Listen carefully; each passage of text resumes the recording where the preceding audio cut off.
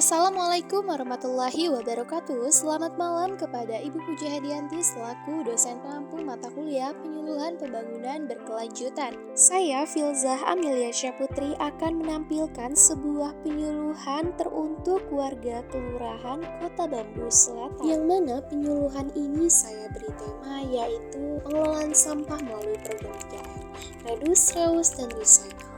Selamat menyaksikan.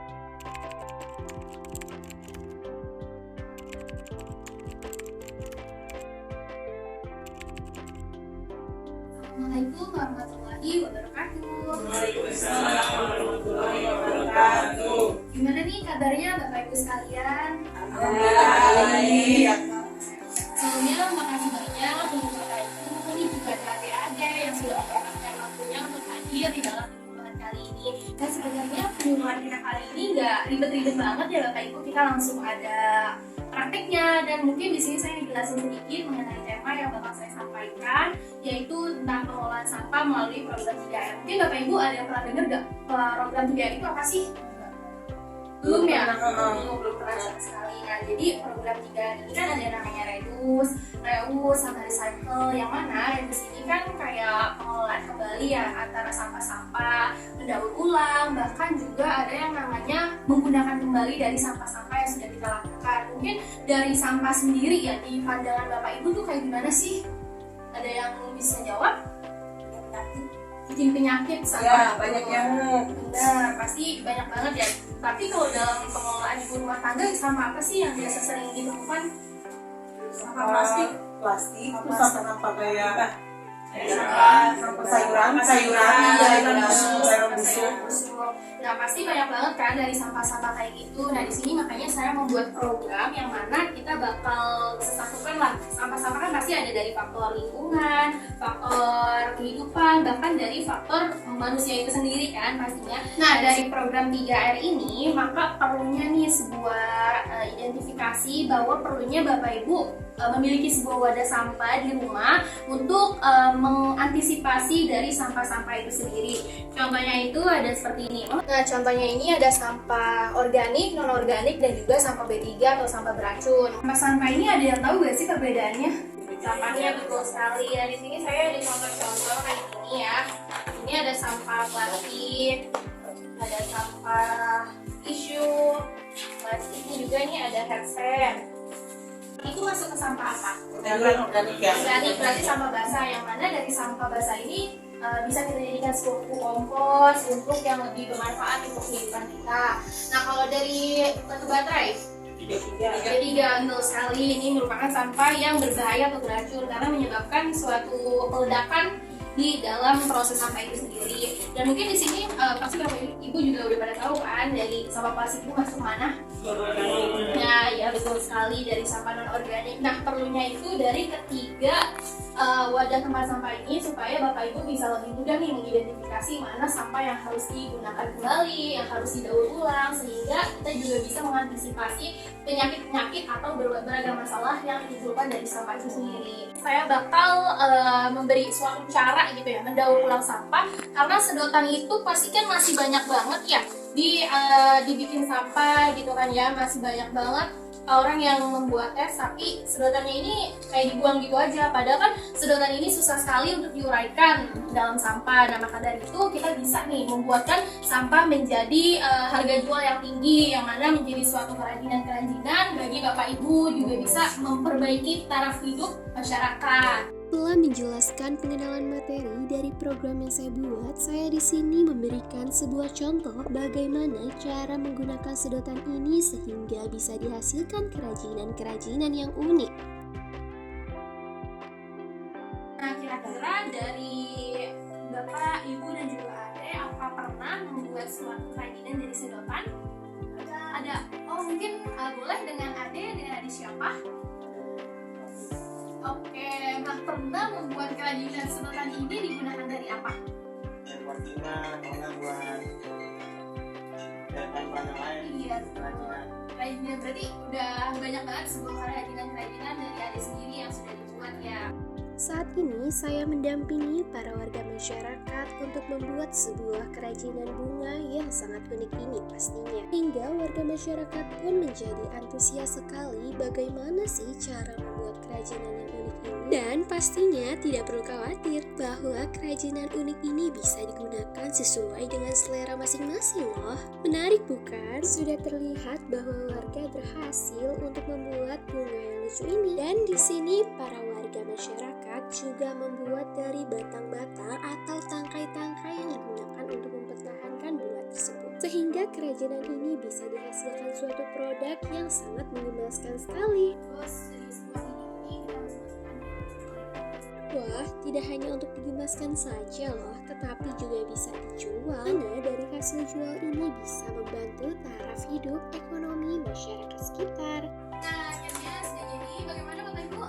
Nah, bagaimana? Sudah jadi. Wah, ini kira-kira cara kayak gini gampang atau sulit nih menurut Bapak Ibu? Gampang ya. Ya, betul banget. Jadi sampai sebentar lagi jangan kita langsung buang, yang pastinya itu berbahaya buat lingkungan kita juga kan. Nah, mungkin dari yang udah kita pilih ini kan kerajinan tangan yang kira-kira bisa bernilai harga jual nggak? Bapak Ibu sekalian. Kira-kira kalau kita jual siapa yang bakal beli? Ya, oke, itu ya. Mungkin dari orang anak-anak, pasti kan kayak unik banget ya dari warna kita biasanya. Benar banget. Jadi kayak warna. Iya, benar kayak cantik banget. Seperti itu Bapak Ibu untuk penyampaian saya pada malam hari ini, dan ini terima kasih banyak Bapak Ibu sudah menyempatkan waktunya untuk hadir pada hari ini. Semoga bermanfaat. Dan untuk kegiatan hari ini mungkin karena tadi pagi dan siang itu sangat sibuk sekali ya Bapak Ibu. Iya, bekerja. Ya, banget sih. Pokoknya semangat terus dan jangan lupa dari sampah-sampah ini kita membuat wadah-wadah supaya kita bisa mengurangi kembali sampah-sampah yang telah ada. Nah, seperti itu. Sebelumnya terima kasih dari saya. Mohon maaf bila ada salah kata. Wassalamualaikum warahmatullahi wabarakatuh. Waalaikumsalam warahmatullahi wabarakatuh. Kalau menurut saya untuk penyuluhan ini manfaatnya untuk misalnya sampah atau mendaur sampah yang sampah plastik agar bisa memiliki nilai jual yang tinggi atau mengurangi sampah lah istilahnya. Mungkin bisa ditingkatkan lagi untuk skala yang lebih besar dalam sosialisasi ini. Saya sih saya. Oke, baik. Terima kasih, Pak. Siap. Sangat bagus sekali ya Kak, karena inian di kampung ini banyak anak-anak yang minum es sudah tadi terbuang. Betul sekali ya Jadi bisa pasti. dimanfaatin buat kayak bikin bunga kayak gitu. Betul. Ya gitu kan. Iya, benar sekali ya. Karena mungkin sekarang lagi banyak banget ya ibu masih yang menggunakan Iya, sedotan. Jadi Benar. dibuang percuma mending kayak dibikin kreatif seperti kayak gini bunga. Baik. Bagus sih. Ya, bagus di sampai ini jadi kita bisa tangkap cepat bikin kayak bunga kayak seperti ini gitu. Wah, baik. Terima kasih banyak Ibu Rini. Sama-sama. Halo Adek. Halo Kak. Wah, sebenarnya terima kasih banyak ya Dek sudah ikut dalam penyuluhan kali ini. Kira-kira apa nih alasannya kok bisa ya ada yang masih remaja tapi masih ikut penyuluhan? Dengan usia saat ini saya bisa belajar berkreativitas dengan menggunakan alat daur ulang seperti sedotan, botol, ya ada styrofoam yang bisa didaur ulang kayak seperti ini contohnya, bisa menjadi bunga, dan botol ini bisa menjadi pot. Ini sangat mudah dan bisa dijual kepada anak-anak kecil. Warga Kelurahan Kota Bambu Selatan, hidup bersih, sehat, dan bermanfaat. Assalamualaikum warahmatullahi wabarakatuh. Halo semuanya, perkenalkan nama saya Fitri Karisma Utami. Saya merupakan mahasiswa pendidikan masyarakat angkatan 2021. Nah, pada pembuatan video kali ini aku bakal membuat sebuah video mengenai penyuluhan dengan tema pemanfaatan sampah plastik menjadi ekobrik.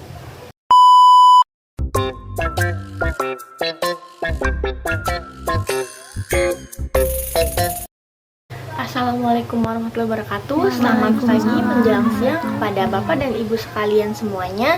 Perkenalkan, saya Fitri Karisma Utami dan akan menjadi seorang fasilitator penyuluhan dalam penyuluhan hari ini dengan tema pemanfaatan sampah plastik menjadi ecobricks. Nah, untuk permulaan mungkin Bapak dan Ibu sekalian belum mengetahui nih tentang ecobricks. Nah, ecobrick ini bentuknya seperti ini. Jadi dia merupakan sebuah blok bangunan yang terbuat dari botol yang diisikan berbagai sampah plastik dan dikompres sehingga menjadi padat dan nantinya akan menjadi bahan suatu blok bangunan. Nah, mungkin di sini Bapak dan Ibu sekalian juga mengapa sih kita perlu membuat ecobrick ini? Nah, jadi sebagaimana yang kita tahu di lingkungan kita, bahkan juga di sekitar rumah kita, bahkan kita telah mengalami banyak sekali dinamika. Nah, dinamika ini yang dimaksud adalah mengenai sampah dan penyimpangannya terhadap lingkungan. Bisa dibilang dimanapun itu akan ada sampah, maka akan menjadi resah. Manfaat lainnya dari pembuatan ecobrick ini, Bapak dan Ibu, ternyata ada banyak loh. Nah, yang pertama itu kita bisa mengurangi sampah plastik. Karena apa? Tadi ecobrick ini kita membuat kita yang tadinya sampah plastik ini dibuang ke tempat sampah dan jadi diolah, maka bisa dimasukkan ke dalam botol ini, ke dalam botol kosong ini agar menjadi satu kesatuan yang padat. Nah, kemudian manfaat yang kedua ini adalah membuat kreativitas dan inovasi. Nah, ini bisa dikembangkan juga oleh masyarakat atau stakeholder setempat nih, khususnya dibantu mungkinnya oleh ibu-ibu PKK. Kita bisa membuat suatu bahan bangunan yang kokoh dan mungkin bisa menjadi sebuah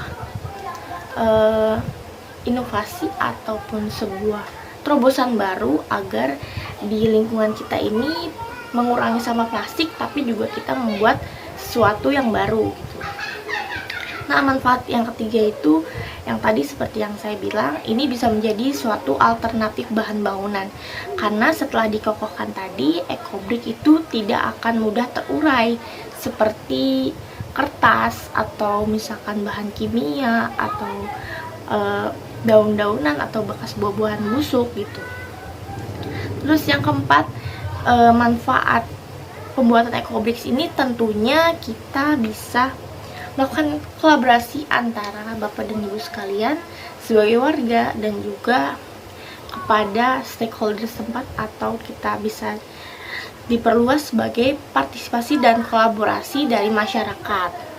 Nah, untuk nanti praktek kita membuat ecobrick nih Bapak dan Ibu sekalian, jadi kita memerlukan bahan-bahan yang simple dan juga sederhana. Yang pertama itu tentunya kita butuh botol plastik bekas. Nah, ini disarankan untuk botol yang kokoh, mungkin seperti merek-merek dari minuman soda gitu ya. Nah, terus kita membutuhkan sampah-sampah plastik ya, seperti misalkan ini sampah plastik, atau misalkan Bapak dan Ibu di rumah ini memiliki banyak sampah plastik dari brand-brand bekas makanan atau bekas minuman dan bekas misalkan mencuci gitu.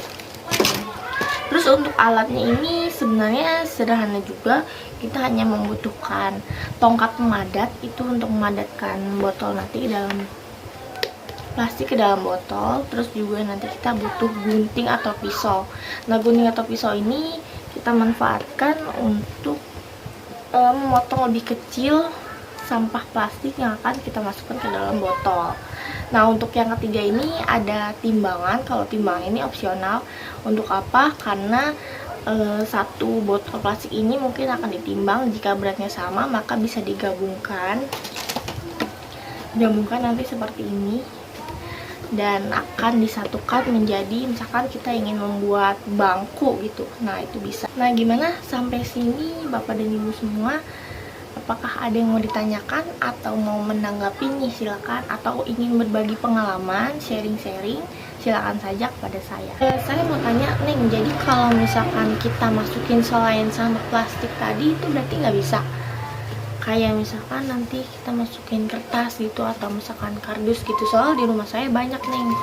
Oke, terima kasih atas pertanyaannya Ibu Bella. Jadi kenapa sih kita nggak bisa masukin sembarangan ini selain plastik gitu ya ke dalam botol? Jadi tuh yang lain-lain itu karena nanti bisa terurai atau hancur gitu. Seperti misalnya tadi di rumah Ibu itu ada kardus gitu ya. Nah, itu nggak bisa karena nanti bisa jadi si kardus itu bakal terurai dan hancur di sini, dan itu akan mengurangi kepadatan dari botol ini. Jadi nanti nggak akan penuh lagi. Makanya disarankan untuk mengisi botol ini dengan sampah plastik, karena kan sampah plastik itu nggak bisa terurai ya, atau sulit terurai, jadi seperti itu. Nah oke, sambil kita sharing-sharing nih, boleh langsung aja Bapak dan Ibu semua memulai untuk pembuatan ecobricks, dan akan saya bantu untuk cara-caranya. Nah kemudian harus dipastikan agar sampah plastik yang masuk ke dalam botol tersebut harus benar-benar dikompres dengan pemukul tadi, supaya penuh dan tidak ada ruang, supaya botol tersebut kuat dan padat. Kalau misalkan kita nih nggak punya cukup banyak botol plastik kayak gini ya, soalnya kan kita juga di rumah seringnya pakai galon ya, bukan beli air mineral seukuran segini. Itu apakah kita bisa pakai wadah lain gitu untuk masukin plastik tadi? Bisa nggak ya Mbak kira-kira? Oh ya, dan saya itu di rumah sebenarnya punya banyak sampah plastik gitu ya, cuman kan karena kotor dan juga saya malas ngebersihinnya gitu ya Mbak. Nah itu kira-kira nggak apa-apa kita masukin aja dalam keadaan kotor atau harus dibersihkan dulu ya Mbak? Terima kasih, saya mau bertanya itu. Oke, pertanyaan dari Ibu Siti tadi, terima kasih sebelumnya Ibu Siti atas pertanyaannya, benar-benar kritis sekali nih. Oh ya, saya izin untuk menjawab. Jadi pertanyaan tadi, apakah tak bisa gitu nggak pakai botol plastik kayak gini? Nah, kenapa saya bilang bahwa botol plastik ini untuk kita ajarkan pada penyuluhan kali ini? Nah, karena botol plastik ini kan biasanya dari warung-warung atau dari industri-industri lain itu kan banyak gitu ya sisanya. Dan juga kalau misalkan galon pun itu kan untuk pengisian jangka panjang atau bisa diisi ulang ya. Jadi makanya saya menyarankan untuk kita menggunakan ini. Dan bagaimana gitu kalau misalkan dari Ibu Siti sendiri tadi tidak menggunakan ini, jadi tidak punya banyak di rumah. Nah itu sebenarnya tidak apa-apa Bu, Ibu bisa mencicil gitu. Kalau misalkan setiap kali anak Ibu atau Ibu membeli botol plastik seperti ini, nanti disimpan saja. Dan juga bisa dikumpulkan tadi sampah-sampah plastiknya menunggu, jadi bisa dimasukkan ke dalam sini. Dan juga kalau tadi kenapa apakah harus bersih gitu ya sampah plastiknya sebelum dimasukkan ke dalam botol? Nah itu sebenarnya menurut saya adalah opsional, tetapi lebih disarankan untuk bersih. Karena apa? Karena kan itu kita sendiri yang memegangnya, walaupun nanti kita harus pakai sarung tangan seperti itu. Jadi memang lebih baik untuk dibersihkan atau dicuci terlebih dahulu baru dimasukkan ke dalam botol. Terakhir mungkin kita akan ada sesi dokumentasi. Terima kasih kepada Bapak atau Ibu semuanya yang telah berpartisipasi pada penyuluhan kali ini. Saya merasa sangat terbantu dan juga sekaligus menambah pengetahuan saya atas sharing-sharingnya dan juga pertanyaan-pertanyaan dari ibu-ibu tadi. Terima kasih sekali saya ucapkan. Semoga penyuluhan kali ini dapat bermanfaat, dan nanti saya akan berusaha untuk mengadakan gitu penyuluhan secara berkelanjutan mengenai ecobricks ini, karena pertemuan pertama kita baru cara pembuatannya. Mungkin di next pertemuan kita akan coba menyusun atau merancang suatu bangunan menggunakan ecobrick ini. Oke, silakan untuk ibu-ibu semua atau hadirin semua, kita akan dokumentasi. Penyutraktif, penyuluhan interaktif, kegiatan penyuluhan mengenai berwirausaha pengolahan makanan sebagai langkah preventif remaja Kelurahan Menteng Dalam terjerumus pergaulan bebas. Supported by Debes. Halo teman-teman semuanya, perkenalkan nama aku Nirsa Ismail Mandah atau biasa dipanggil Mimi. Dan sebagai seorang pemudi tentunya sudah menjadi keharusan bagi aku untuk mempelopori pemuda dan pemudi di wilayahku agar wilayahku semakin berkembang. FYI, aku tinggal di wilayah Kelurahan Menteng Dalam. Dan salah satu cara aku untuk mengembangkan wilayahku adalah dengan cara melaksanakan penyutraktif atau penyuluhan interaktif, di mana penyuluhan ini mengambil concern tentang maraknya pergaulan bebas di wilayah Kelurahan Menteng Dalam, di mana di sini aku akan mensosialisasikan masalah tentang pergaulan bebas, lalu kemudian dampak negatifnya, kemudian aku memberikan insight ke mereka tentang bagaimana sih cara berwirausaha, bagaimana sih cara membangun usaha, dan tentunya kita akan masak-masak bareng nih, karena di penyuluhan kita tidak hanya sosialisasi saja, tetapi kita juga akan praktek. Oleh karena itu jangan lupa tonton videonya sampai habis ya. See you. Pada 2 orang anak muda di depan aku yang kalian lihat cantik-cantik banget ya. Nah, di sini kita akan membahas mengenai wirausaha, di mana sebagai anak muda itu supaya kita terhindar dari hal-hal yang negatif, tentu kita harus mencari kesibukan yang mengarahkan kita ke hal-hal yang lebih positif. Contohnya adalah wirausaha. Jadi awal mulanya gimana? Sebenarnya gini, ini tuh cerita sedih ya sebenarnya. Jadi awal mulanya itu kan aku orang Kalimantan Selatan ya, sama orang tua aku. Nah, orang tua aku itu sebenarnya itu kontraktor, teman-teman. Jadi bikin bandara, bikin gedung yang kayak gitu. Tapi suatu saat usahanya tuh bangkrut karena waktu itu ditipu orang lah ibaratnya. Jadi karena itu banyak yang dijual-jual kayak aset di Kalimantan, mobil-mobil itu dijual-jual. Terus si mama aku ini jago masak. Tapi awal mulanya itu tahu kan lah ya, mama suka malu buat nawarin.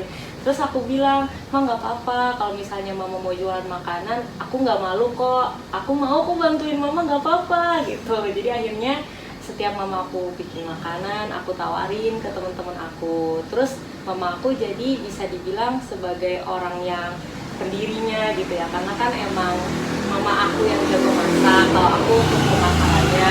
Tapi untuk menjangkau yang lebih luas lagi, marketing, karyawan dan segala macamnya itu aku semua yang urus. Sama mungkin kalian udah lihat sosial medianya belum? Udah best company kayaknya. Manda udah, kakak belum. Ya. Nanti kita follow-followan. Iya, kalau untuk yang itu, nah itu aku semua yang urus. Ada satu lagi itu manajernya, cowok namanya Asufi. Nah, jadi untuk awal mula kenapa bisa dikenal sih, menurut aku panjang banget karena kami udah mulai usaha ini dari tahun 2015. Iya, lama dari tahun 2015 itu jatuh bangun gitulah. Sampai sekarang pun bisa dibilang ini kalau dibilang udah besar banget, aku nggak mau bilang kayak gitu. Karena kalau misalnya kita udah merasa kayak gitu, pasti kita nggak bakal mau mengembangkan lagi kan. Jadi kalau dari aku sendiri sih, gimana kemudian bisa jadi besar, itu yang terpenting adalah konsistennya gitu ya, konsisten, komitmen, dan pasti kalian pernah kan ngerasa kalau di pekerjaan aduh jenuh banget nih, aduh capek nggak mau ngelanjutin lagi. Kalau dari aku pribadi, misalnya aku muncul perasaan-perasaan kayak gitu, aku ingat-ingat lagi kayak oh aku di sini membangun gitu ya, aku membuat salah satu impian ibuku jadi nyata gitu, karena mamaku ini juga pengen banget anaknya tuh bisa bikin perusahaan sendiri, bisa punya perusahaan sendiri, karena kan awalnya mamaku juga basicnya kan emang di kontraktor gitu ya, emang udah ada perusahaannya tapi ternyata gagal. Jadi ngajarin anak-anaknya gimana sih biar punya gimana punya passion orang-orang wirausaha gitu, gimana caranya punya impian buat memberikan lapangan pekerjaan ke orang banyak, kayak gitu sih kalau dari aku ya untuk awal mula dan gimana ceritanya untuk menjadi seperti ini gitu. Oke. Terus sekarang tuh udah sampai titiknya kayak gimana? Oke, kalau titiknya alhamdulillah sekarang kami udah sampai pengiriman keluar kota. Kami udah ada reseller sampai ke Kalimantan Selatan dan baru-baru aja ada yang mesen dari Malang, Jawa Timur. Jadi alhamdulillah udah dikenal ya, karena alhamdulillah sekarang ada sosial media.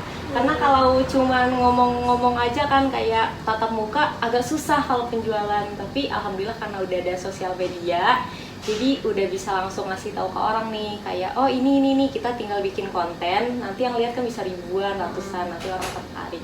Sudah sampai kayak gitu sih, dan alhamdulillah sekarang omsetnya per bulan bisa sampai puluhan juta. Jadi itu aja yang bisa aku kasih tahu. Jadi lumayan. Iya. Nah, karena kan jualan ini kan makanan jatuhnya kayak makanan frozen gitu ya kayak. Iya. Nah, pasti kan dulunya belum dari frozen dong kak. Nah, gimana kakak bisa berpikir untuk jadi frozen? Terus juga gimana sih kakak bisa berpikir bahwa oh ya saya harus bikin satu sistem kayak ada yang ngurusin ini kan awalnya kan kakak doang yang ngejualin kan, mama yang ibaratnya mama yang masak, kakak yang hanya jualin. Nah, kapan kakak berpikiran untuk harus bikin satu kayak sistem keanggotaan lah ya, sistem untuk pemasarannya lah, inilah itu segala macam. Oke. Pertanyaannya bagus. Pertanyaan dari tadi bagus-bagus. Jadi ini kalau boleh aku cerita, jadi asal mulanya itu kami jualannya tuh cuma ada satu menu. Cuman ada pizza goreng. Dalam satu bungkus itu 6 pieces. Terus aku mikir kayak gini, ini kalau mau dibeli orang kan harus ada keunikannya ya. Jadi akhirnya aku bilang kayak, "Mah, ini apa sih yang bikin ini beda dari yang lain?" Terus mama aku bilang, "Kita kan nggak pakai ini, nggak pakai penyedap, nggak pakai pengawet." Terus jadinya aku mikir, oh berarti kita tagline-nya bebas bahan kimia berbahaya gitu. Terus juga ada probiotik siklusnya. Kalian pernah minum Yakult? Yakult kan biasanya kalau probiotik siklus, bakteri baik itu adanya di mana? Di minuman kan. Nah, di makanan kan belum ada. Jadi kami kayak pelopornya untuk itu. Langsung saja kita ke praktek penyuluhannya. Tadi di depan sudah ada wawancara tentang berwirausaha. Dan yang di-highlight kali ini adalah usaha Dabes. Dabes Frozen Food and Catering, bebas bahan kimia berbahaya serta berprobiotik siklus. Sebelum itu, kenapa sih anak-anak muda ini harus berwirausaha dan apa hubungannya dengan pergaulan bebas? Jadi teman-teman, sedikit informasi, pergaulan bebas ini di kalangan remaja sangatlah mengkhawatirkan. Remaja mempunyai rasa keingintahuan yang besar, menyukai petualangan dan tantangan, serta cenderung berani mengambil risiko atas perbuatannya tanpa didahului oleh pertimbangan yang matang. Sebenarnya hal tersebut bagus jika disalurkan ke hal-hal yang positif. Oleh karena itu, berwirausaha dapat mengalihkan anak muda dari pergaulan bebas dan hal negatif lainnya dengan beberapa alasan sebagai berikut. Yang pertama adalah dengan berwirausaha, para anak muda ini jadi memiliki tujuan yang jelas dalam hidupnya. Wirausaha yang memiliki tujuan yang jelas dan fokus pada usaha mereka cenderung memiliki orientasi yang positif. Mereka akan berinvestasi waktu, energi, dan pikiran dalam mengembangkan bisnis, sehingga memiliki sedikit waktu dan minat untuk terlibat dalam pergaulan bebas atau hal negatif lainnya. Berikutnya adalah mengembangkan sikap kemandirian dan tanggung jawab. Berwirausaha mengajarkan anak muda tentang kemandirian dan juga tanggung jawab. Untuk berhasil dalam bisnis, mereka perlu mengelola waktu, sumber daya, dan mengambil keputusan yang tepat. Dalam proses ini, mereka belajar untuk menghindari godaan atau gangguan yang dapat menghambat kemajuan mereka dalam bisnis, misalnya saja ya seperti pergaulan bebas. Berikutnya adalah mereka memiliki jadwal yang terstruktur. Wirausaha yang sukses biasanya memiliki jadwal yang terstruktur dan disiplin dalam menjalankan aktivitas bisnis mereka. Hal ini memungkinkan mereka untuk mengisi waktu dengan kegiatan yang produktif yang berhubungan dengan bisnis seperti perencanaan, pemasaran, produksi, atau pengembangan produk. Sehingga dengan jadwal yang terisi penuh, anak muda memiliki lebih sedikit waktu luang untuk terjerumus dalam pergaulan bebas atau hal negatif lainnya. Selain itu, para remaja ini akan merasakan kehidupan yang bermakna. Berwirausaha memberikan kesempatan kepada anak muda untuk menciptakan kehidupan yang bermakna dan memberikan dampak positif pada masyarakat. Contohnya adalah saya sebagai pemuda pelopor dari Jakarta Selatan. Dengan fokus pada bisnis yang mereka cintai, mereka dapat merasa terlibat dan memiliki tujuan yang lebih besar daripada hanya sekedar mengikuti pergaulan bebas atau hal negatif. Kesadaran akan tujuan yang lebih besar ini dapat membantu mereka menjauh dari lingkaran negatif dan memprioritaskan aktivitas yang lebih bermanfaat. Tentunya bagi teman-teman, sebagai anak muda, kita sangat penting dan menjadi keharusan bagi kita untuk mengembangkan wilayah kita masing-masing. Dan ini adalah salah satu cara saya untuk mengembangkan wilayah, yaitu dengan cara memberikan penyu interaktif atau penyuluhan interaktif, serta mengajak para anak muda di sekitar wilayah saya untuk turut berwirausaha atau membantu dalam usaha Dabes ini. Sekian dari saya dan terima kasih. Untuk teman-teman semuanya yang ada di luar sana, tetap semangat untuk mengejar impian kalian dan jangan sampai kalian terdistraksi oleh kegiatan-kegiatan yang dapat menghambat kalian seperti pergaulan bebas dan hal-hal negatif lainnya. Oleh karena itu, kita sebagai anak muda harus pintar-pintar memilih yang mana yang perlu dan yang mana yang tidak, dan tentu saja salurkanlah energi kalian ke hal-hal yang positif. Jangan sampai terjerumus karena masa depan kalian masih sangat panjang. Dan semuanya, terima kasih sudah menonton dan jangan lupa membeli Dabes.